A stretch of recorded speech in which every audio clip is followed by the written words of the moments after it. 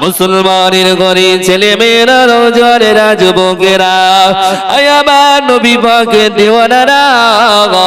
আল্লাহ পাকের বান্দারা বসিরাট এলাকা মানুষেরা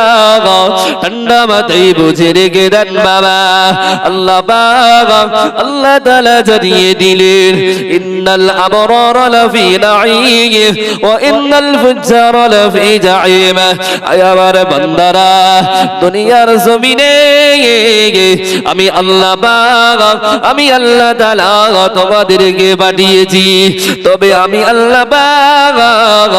আমি আল্লাহ তাআলা পাঠানোর একটা উদ্দেশ্য রয়েছে তোমার যেমন ছেলে আছে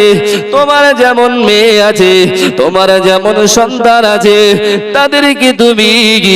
স্কুলে পাঠাও তাদেরকে তুমি মাদ্রাসাতে পাঠাও তাদেরকে তুমি হোস্টেলে পাঠাও